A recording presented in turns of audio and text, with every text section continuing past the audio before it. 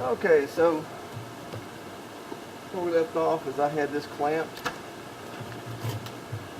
and squeezed the laminate back down, and as I said before, it's never going to look the same, but it's just going to look natural like the wood. And these spots here, these aren't damaged, that's just the way the wood looked. So let's get on with this. First I want to do is hit it with some sandpaper. I'm going to close the door because I don't want any of that dust in here on my mattress.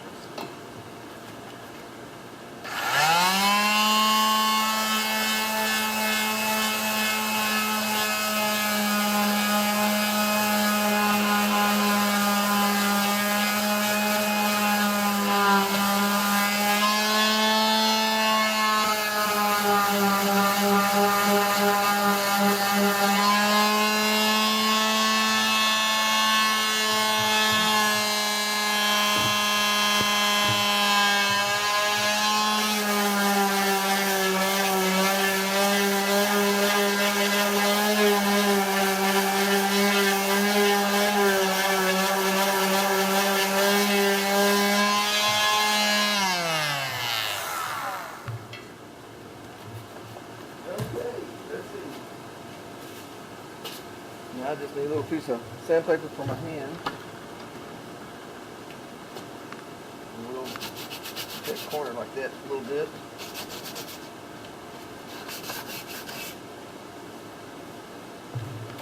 Close the door back up. I still have a little bit of that dust moving around. Alright, get you a container. I already have one here.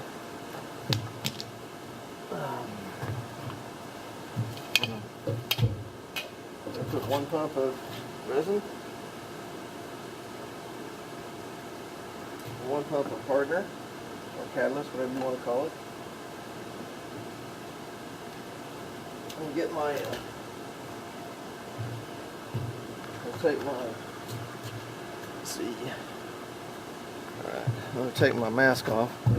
And so what I want to do here is we're going to stir this about 60 times.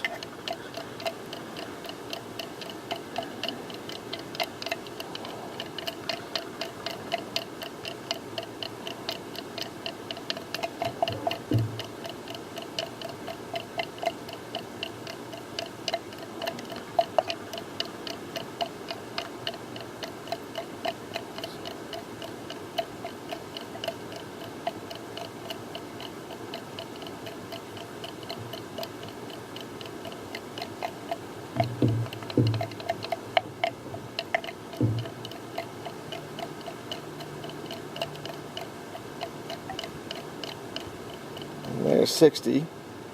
If you're wondering, is he using part of a blender? Why, yes I am.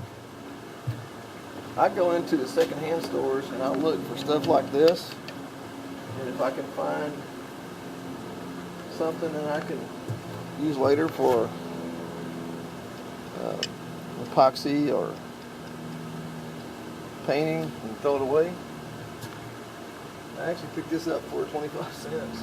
So here we go. 25 cents for a stir pot, that's not too bad. And now I'm going to put this on here a little bit thicker, and I'll give it a shot. In a few minutes I'll come back and give it another shot.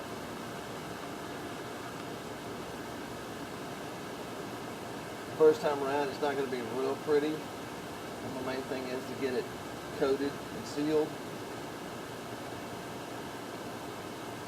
And up here, where I didn't like that, I'm just going to go ahead and get that thing shut. I see some, I'll leave my glasses in there and get my whole tinted reading glasses.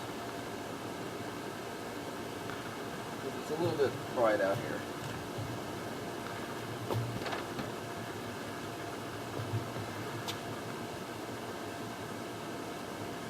So, put that on there and kind of thicken it up. This is where I had what I call a boo-boo.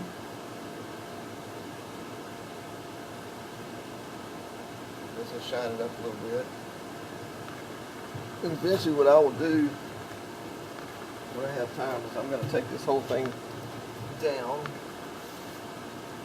and then we'll sand all of it to get the bumps and humps out that I don't like.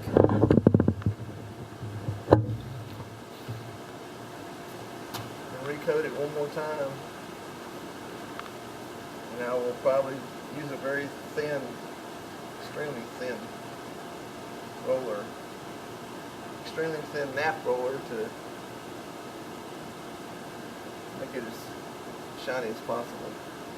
See how this white stuff, once you put some new resin on it, it looks just fine. It glosses it right back up.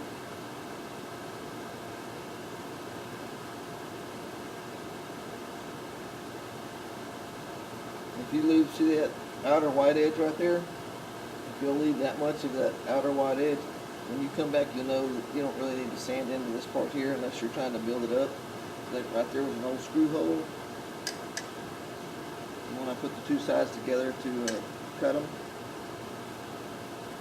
I have to build it. I don't have to build it back up, but I want to.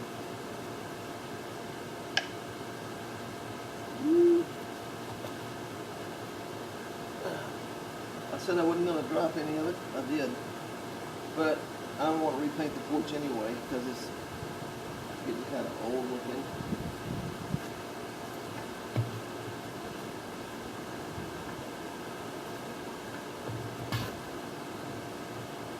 Come back and dab it again.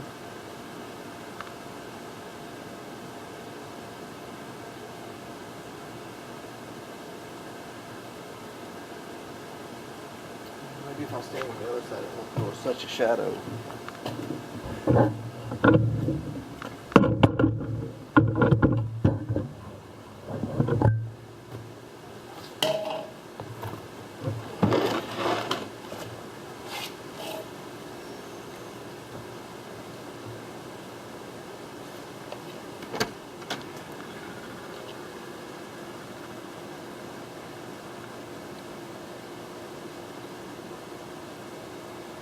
I'll just keep dabbing that until my mixture starts to harden up.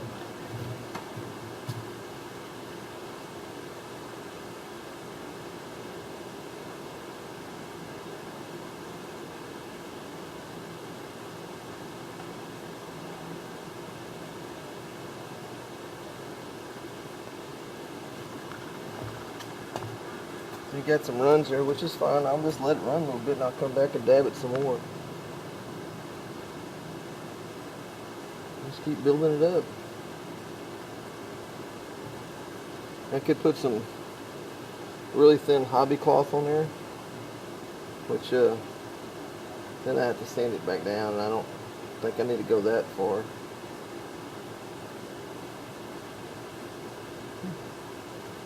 Look at that. Ran all the way back down there. What I really need is a friend who does this stuff for a living.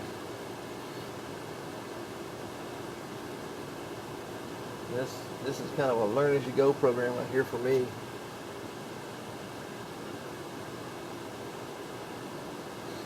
And basically, I'm just going to keep doing that until my product stops running. And you can see a couple times there was a run on there. Let's see if I can move you a little bit this way. And I'm going to try to zoom in without shaking it up too much.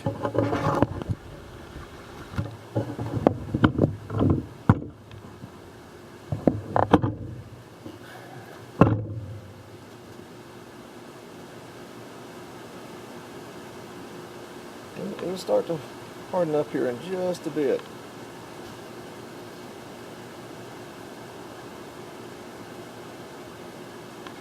And we'll just keep on dabbing it.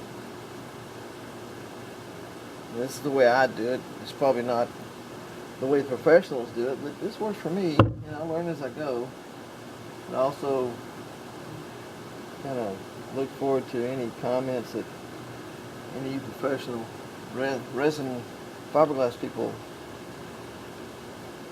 you know, any comments that y'all have that will help me do a better job.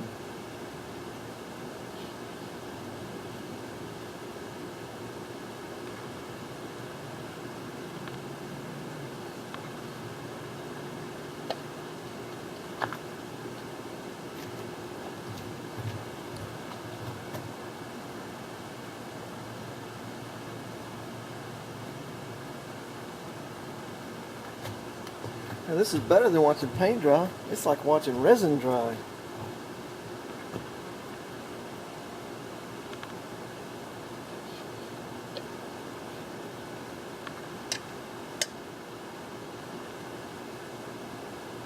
So it's starting to thicken up a little bit. Get it on there good and thick. Just keep watching for those runs. I think this is where I've been getting in and out with the, you know, I have something in my pocket here, dragging across the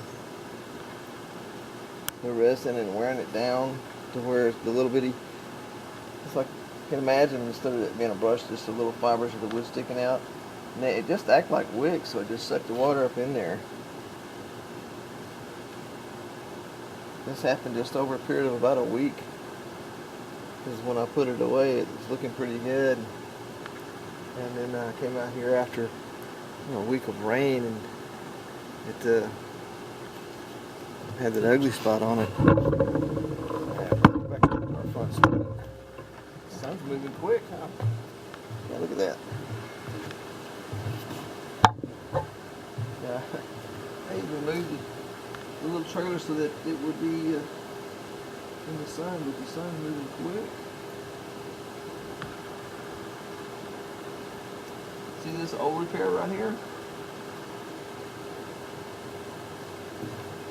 Doesn't look too bad. I mean, but it's supposed to be a little nostalgic looking. So I don't really, all the imperfections don't bother me.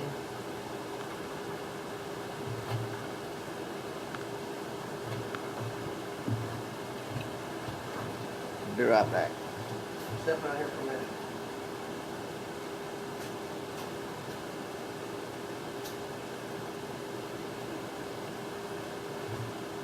Yeah, I was just taking a look. Let's see if I had something in there.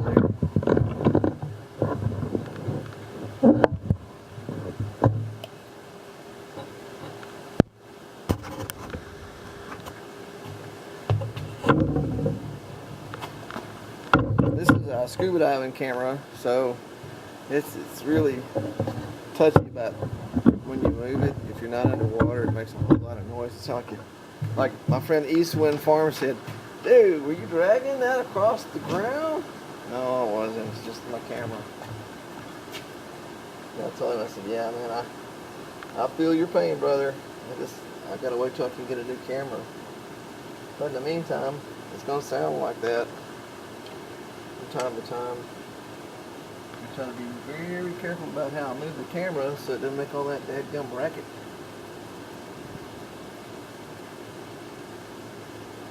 Yeah, see, I put that coat of interior polyurethane on here so that it would kind of get that patina going. And I don't much care for that.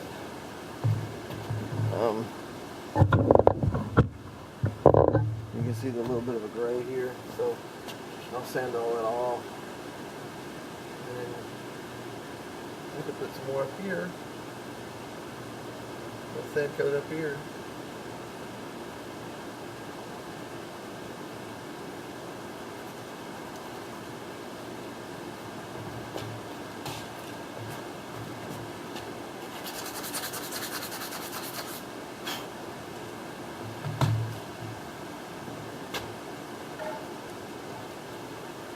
This here was a defect in the plywood, and it looks ugly. It looked even worse until I started sanding on it some, and then once I sanded it down some, it got a combination of better and worse. As you can see, let me put my cup down. Ooh, that's not gonna go very good. You can see right here where I sanded through the varnish a little bit. I mean, not the varnish, the veneer, but the outer edge looked pretty good.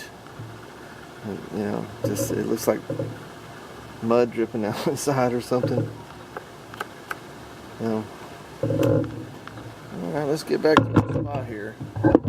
Hopefully, it's started to thicken up a little bit.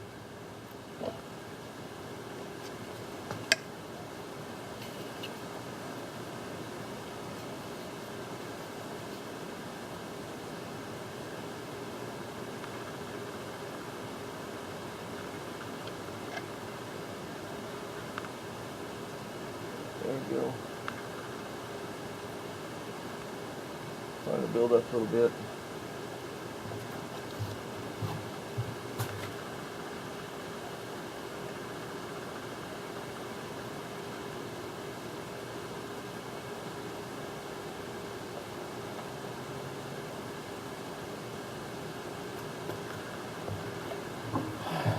Okay, so what I'm going to do here is call this a wrap, because I don't think I can get much more on there. I mean, I still have a little bit left. I just don't know how much more I can stack on there without causing issues. And the rest of it's just going to be me standing here patting this to make sure that it's not going to run down the side. So I'm not going to bore you with that, but this gives you an idea how you can make a repair on some damage to your wood camper. But again, like I say, I'm not a fiberglass expert, but so far things have worked out for me. And I'll learn as I do it. Appreciate y'all watching. So I should be coming up with a video of this, I don't know, in the coming months, where I'm going to peel all the stuff off the sides, the lights, the vent, that little vent down there. I'll take the doors off and tape them up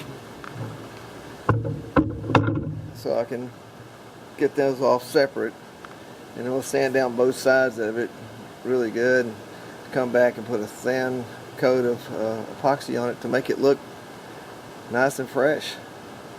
Thanks for watching.